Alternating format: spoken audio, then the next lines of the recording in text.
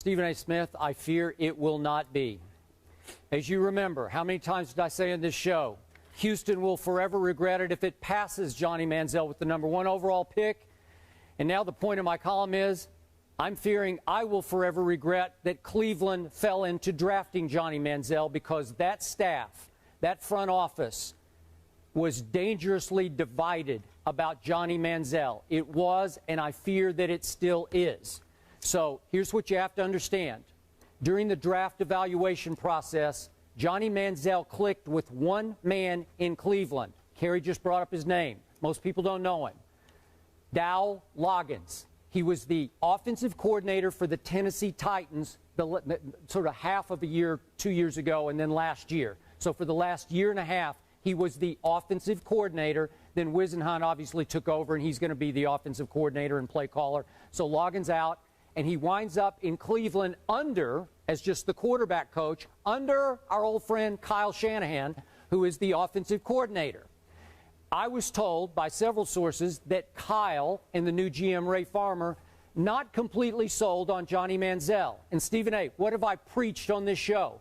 Whichever team did take Johnny must be all in on Johnny football. As you well know, as Mel Kiper said again and again, you either really, really love how Johnny football plays football, or you just don't.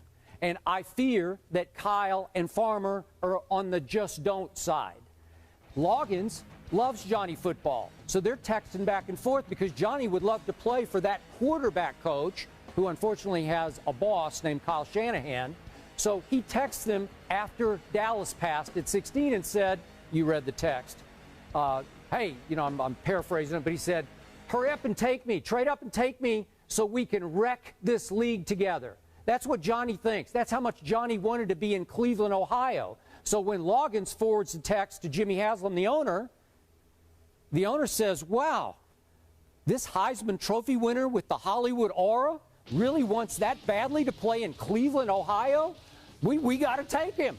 So it sounds like the owner had the last word, and he overruled the dissenters in the front office and said, hey, let's move from 26 up to 22. Let's take Johnny football. Now, a lot of people from the outside in will say, the owner of a couple of years just made the biggest football decision that organization has made in years and years.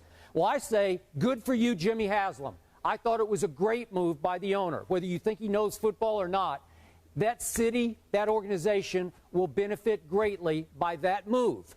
But the staff is still split on Johnny. Kyle Shanahan, my nemesis, as you recall, with his father, Mike, in Washington with RG3, because remember, you reported it first here on this show, Stephen A. Dan Snyder wanted RG3 more than the Shanahans wanted RG3. They weren't all in at the start when Shanahan said, let's sort of bet the ranch and go all the way up to the Rams pick at #2 to take Robert. They did, and the Shanahans kind of got on board, but he was never their guy. There was friction. There were clashes, and you know what happened? It kind of disintegrated between those two and RG3. Well, I'm fearing what goes around just came back around to get me again.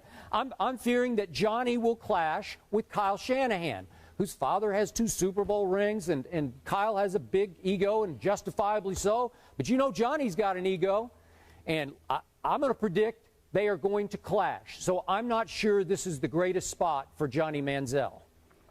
Well, I don't feel it's the greatest spot for Johnny Manziel because I don't like how the owner handled matters last week.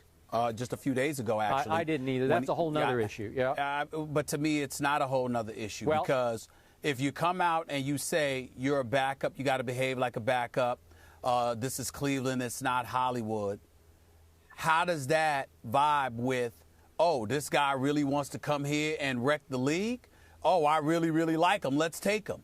I mean, if you embrace that enough to draft him, then you should have embraced it to the point where you're supportive of him as opposed to coming out and publicly checking him the way that he elected to do. Can I say one thing before you go on? I believe that the owner, remember he was speaking to a Pro Football Hall of Fame luncheon in Canton, Ohio, nearby Canton. I believe he was trying to placate the anti-Manziel faction within his organization that, now I'm not going to treat him like he's my pet now. I'm going to want him to come in here act like a backup and earn that job. I don't like the language because I think you should tell Johnny to come in and act like he owns the team, because that's where he could take this team to the top. If you give him his head, he will produce. But my point is, I think he's trying to placate a GM and a coordinator who's saying, we took this kid? Are you serious? So he wants him to kind of earn his spurs now, so to speak, in Cleveland. In the end, what it comes down to is what you've been alluding to all along. Particularly when you're an NFL quarterback, everybody needs to be all in on you, meaning your head coach, your offensive coordinator. I also think, Skip, it's worth noting and really, really illuminating, rather, how you got the quarterback coach circumventing or bypassing the offensive coordinator and the head coach to show a text to the owner. Yep. I mean, that's a little bit suspicious in and of itself.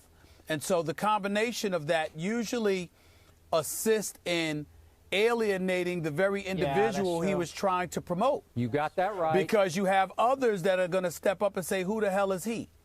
You know, we don't like this, okay? So, yeah, you got the support of the owner and you got the support of the quarterback coach, but the head coach and the offensive coordinator might very well end up giving you a hard damn time because we're not sure we wanted you to begin with.